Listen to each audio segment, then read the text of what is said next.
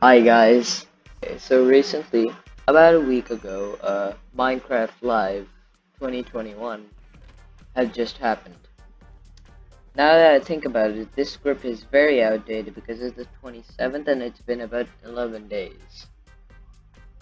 Anyways, uh, just like me, everyone was extremely hyped about Minecraft Live. Uh, just like every year, there's a lot of hype going on every year. Now this year's hype was mostly because of the mob votes of this year, which were, of course, finally there was a mob vote that wasn't going to get rigged by Dream. And second off was also news for 1.19, which was later known as the Wild Update. Now, just like every Minecraft Live, the stream starts with a pre-show, which is a 40-minute segment that happens before minecon, where the community creations are shown, led by the host, also known as Mumbo Jumbo. Anyways, about 40 minutes later, which is as long as the pre-show actually was, the Mojang animated logo plays with the Minecraft Live intro, displaying different blocks coming out of the ground, as well as some mobs including the goat, chicken, and the archer villager. Anyway, get back to the topic. The intro eventually fades into real life, where we see the host of Minecraft Live sitting with the main developers of Caves and Clips to give us another look at the new update. A few minutes into the stream, though, and we meet some more developers that are largely taking inspiration from actual caves and using it as reference for cave biomes, for example, the lush caves. There was also a developer who I think we can all agree that the people who play on lower end devices owe him something, as he is the one who keeps the performance stable as much as possible while making the game look exactly the way it was. They also added blending, which would most probably stop the chunk errors that occur when you convert your world to a new version of Minecraft. They have also added seed parity, which I have to say is a very good step that the devs have taken to further fill the gap between the players of Java and Bedrock, as it would make it so that one seed will generate the same exact thing, of course, with some differences which depend on the terrain generation in both versions. And for the release date of Caves and Cliffs Part 2, Lady Agnes has said that it will be released in about a month or two. So we will expect this update to come very soon.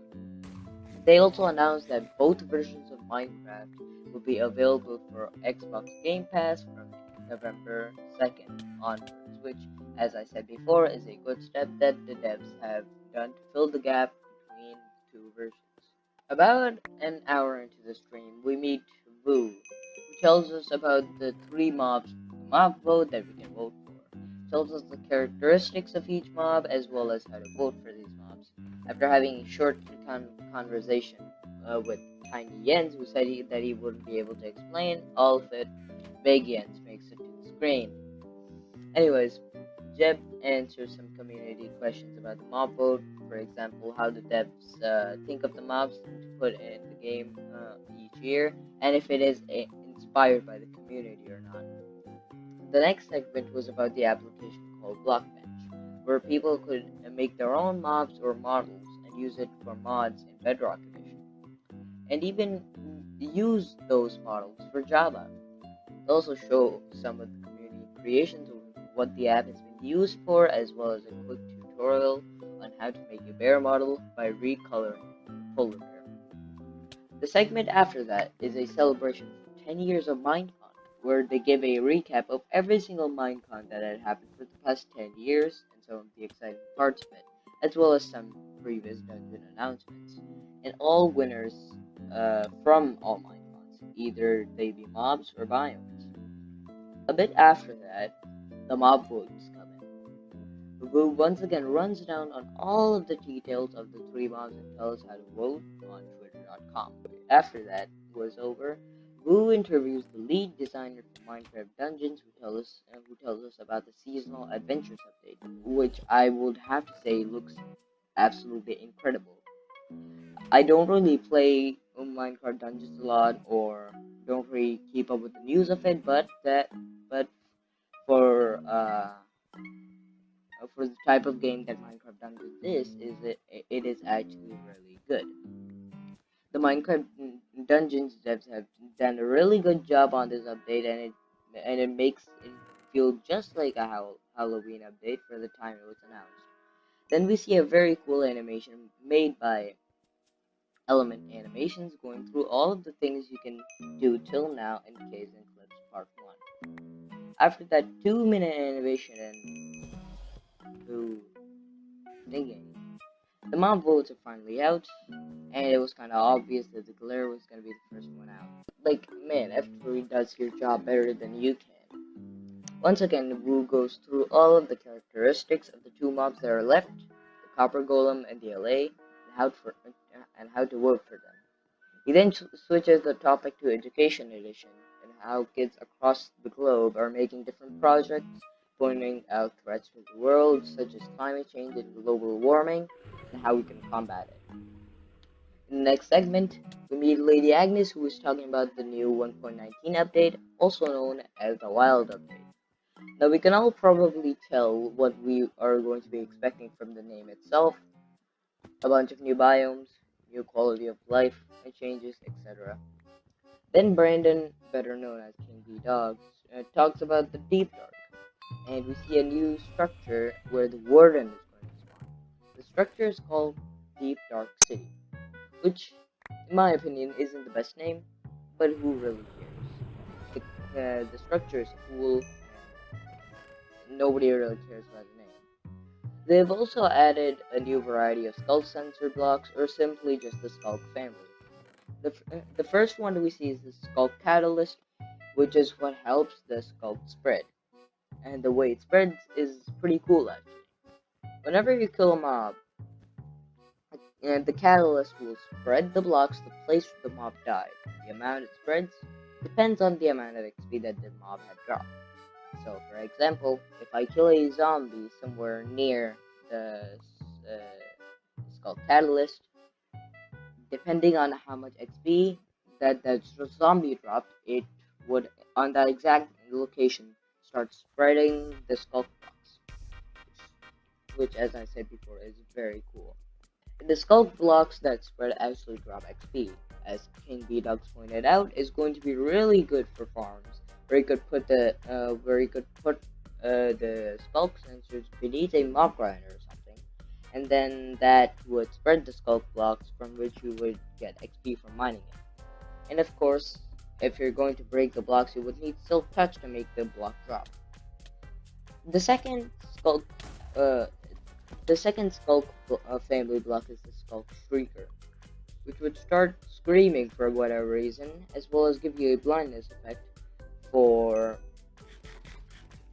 some time whenever it is activated.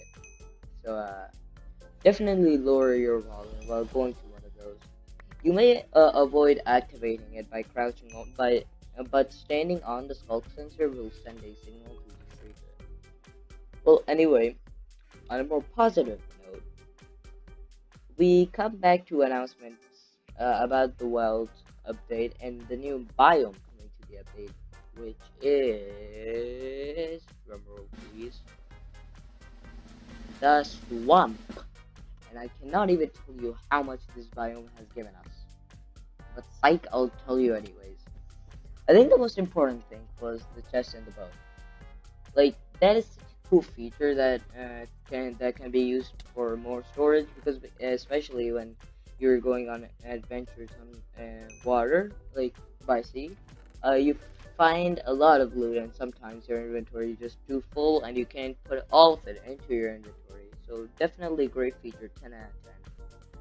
The second feature is the Mangrove Trees, which I have to give props that tree is incredible. It is unique with how it grows and how you put the propagule under water and it grows into a full-size mangrove tree with the vines and the block roots and all. Then comes the Mangrove Swamp, which, just like the tree, looks phenomenal. And the floor of the new mangrove tree is not dirt either, is wet dirt or just mud. They've also added renewability mechanics to mud, where you can take a water bottle and right click it on a dirt block, turning into mud. Which is still not confirmed if like that would be if it's put anywhere near a water source, like inside a water source like a lake or something, or if it only works with bottles, but I think it would be like any water in general. And if you put that mud on top of a dripstone, it would turn it into clay. So this is a really good way of getting bricks now, instead of almost drowning yourself for, 3 to 4 blocks of clay. There are also mud bricks, which, man, that block it just looks so good for whatever reason. But in my opinion, it just fits a lot more with the raw copper block. Beats for me. Back to the swamp. The devs announced the new inhabitant of the swamp, the frogs. There are also the fireflies, which are just frog food, let's be completely honest. But the fireflies are definitely about 2 pixels big. And then there's a baby version of the frogs, the tadpoles. The thing I like about the frog is that with every other mob which can breed, there's a baby version with the exact name and models is smaller. But with the frog is the exact opposite. The model is way more different than the adult form as well as the name. There are also different varieties of frogs, and all of them depend on where the tadpole actually grows. So if it grows up in a snowy biome, for example, it would be a snowy frog. There's also the tropical frog, which depends on biomes like deserts or jungles. After the swamp features were done, there was a short segment going over all of the important features that were shown in the stream, which is also just the highlights of minecon. And then we move to the mob void results. And with the end coming with his boat with a chest, he opens the chest to take out an envelope with the results of the mob vote inside. Lady Agnes does the honors and opens the envelope, which the winner of the mob vote turns out to be the mob we all expected, the Elite. And with the Mojang animated intro that played at the start of the stream after the pre-show, Minecraft Live 2021 came to an end. Overall, I feel like the stream was a success. They accomplished the mission of doing the mob votes without half the community raging, kinda. Anyways, goodbye.